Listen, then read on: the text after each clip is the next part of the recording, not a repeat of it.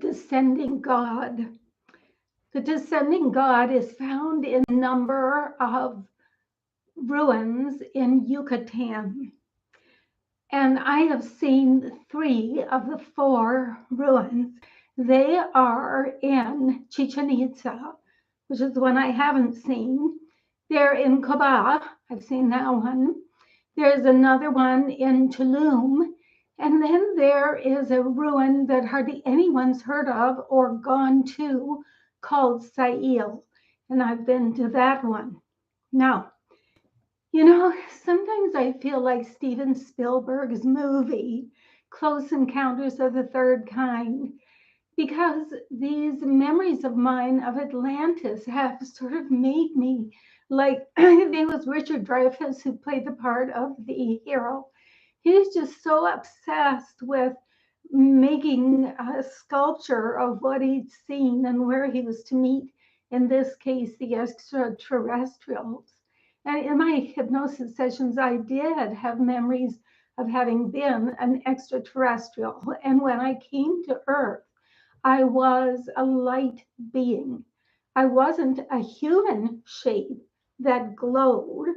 I was actually a round light being.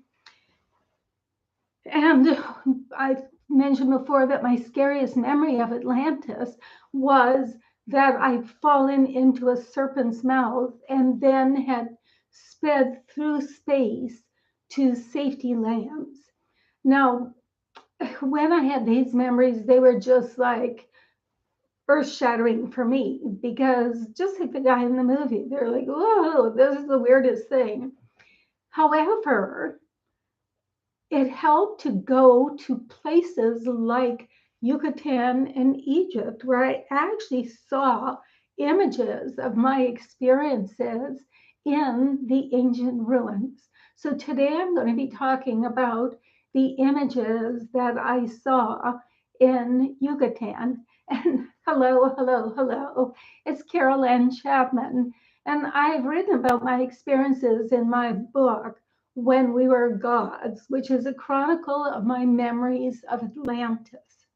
So if you want to get the whole story, it's in that book, because it started with dreaming about a stranger and then meeting him in real life. And this man has become my husband. We've now been married for 30 years. And I was obsessed with going to Egypt because I was pretty sure I was going to find what I was looking for in Egypt. But it was him who said, no, I need to go to Yucatan. So he went to Yucatan. And we saw the feathered serpents with a man in his mouth, which was just like my memory of having fallen into a serpent's mouth. And these images were even with stars in the background, which I've mentioned in a previous video. But today I'm going to talk about the Descending God. Now, if you look online for the Descending God, you'll see pictures of the Descending God in Yucatan. And it's a picture of a man with his legs. This is his legs. Pretend these are his legs. His legs are splayed out to the side like this. And he's upside down. So his head is down here and his arms are in the middle. And this picture of the Descending God is on the thumbnail for this video, so you can see it right there. Now, when I saw the Descending God in Tulum, I found out that even though the picture's online, and when I went to Tulum, it was 1999, we didn't have pictures online yet.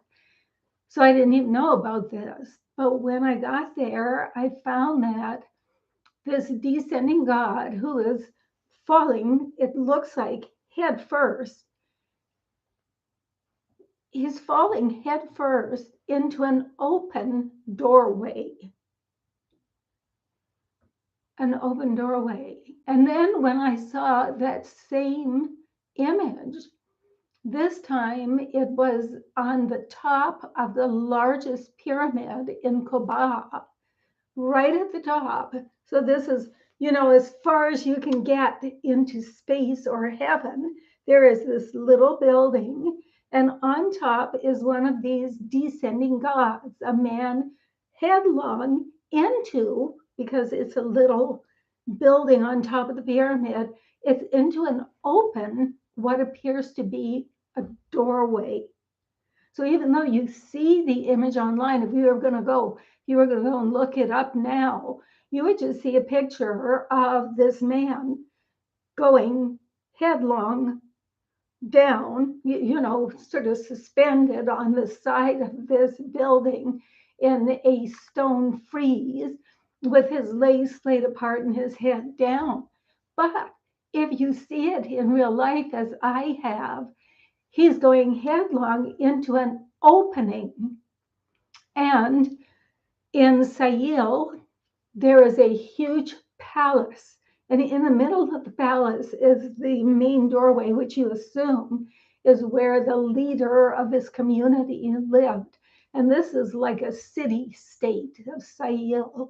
And above this main doorway is this man, the descending God, right above the open doorway. Well, gosh, that looked exactly like my memory of falling into the serpent's mouth. That doorway represents the open mouth of the serpent, and the descending God is falling into that open mouth. That was really exciting. It's in the same area of Yucatan, and I'm going to sort of approximate an image of Mexico here with my hand. So say this is the most of Mexico. It looks sort of like a hand. And right here where my thumb goes up, that's the Yucatan Peninsula. And these ruins that I'm talking about are right at the tip of the thumb of the Yucatan, right at the tip of the Yucatan Peninsula. So to me, this is also significant because this is the part of Mexico that is sticking out into the Atlantic Ocean. Well, Florida's here and there's Cuba, but it's sticking right out into the sea and pointing to where Atlantis could have been. And lately there have been research that says that, I'm pretending Cuba's here. Anyway, that they're finding ruins in Cuba, and they think that maybe those are Atlantis or are part of Atlantis. And up here where Florida is, here's the island of Bimini, the islands of Bimini. And there's some thoughts and some excursions going on there looking at underwater ruins that could be Atlantis as well. So it makes sense that this is the tip of the Yucatan Peninsula, which is closest to these proposed sites of Atlantis. Now, the Maya live throughout the Yucatan Peninsula. They also live in some Mexican states of Chiapas down here. And then in central Mexico, the Maya live in Guatemala, Honduras, El Salvador. But the descending God carvings are only right here at the tip, the most northern part of the Yucatan Peninsula. So this is another indication to me that these images could actually be images of this memory that I had. And of course, the archaeologists don't know why the ancient Maya were obsessed with making images of men in feathered serpents' mouths, or why they had to make these images of descending gods. They, of course, it doesn't mean anything to them that the descending God is over a doorway. Believe me, it means a lot to me because that's the open mouth of the serpent. However, it seems so strange, even though they discount the open doorway. Why do they have an image of this man upside down, head first? it's just like strange stuff. Well, I'm excited to share this with you because it's not just about my memories of Atlantis and my fascination with what this could mean, because to me, it means that we have a very long history of our soul. This light being that I remember myself being is still within me now. Some religions would call it the soul. But I remember a time when I was pure soul, just a light being. And I also remember my interaction with the earth at that time, so long ago. And the reason it's so valuable to me is because it makes sense to me why we believe we are eternal, even though we die. In other words, it's the light being or the soul that lives all this time. Mine lived so many thousands, maybe hundreds of thousands, or even millions of years ago in Atlantis, and is still here in this body. The body will die, but the light being will continue. So, all very exciting to me, and it's delightful for me to share this with you. Now, next week, which is going to be Thursday, April 27th, I am going to be continuing with this series on evidence of Atlantis in ancient ruins. And next week, we're going to Egypt. I did end up going to Egypt, and I found amazing things in Egypt.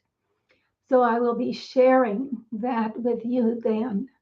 Also, next week, I'm continuing my series of how do I find my past lives without going to a hypnotherapist.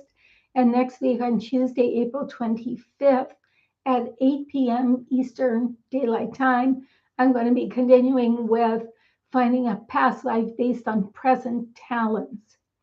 But if you're interested in the ancient ruins and finding evidence or indications of Atlanteans in ancient ruins, then please join me next Thursday, April 20.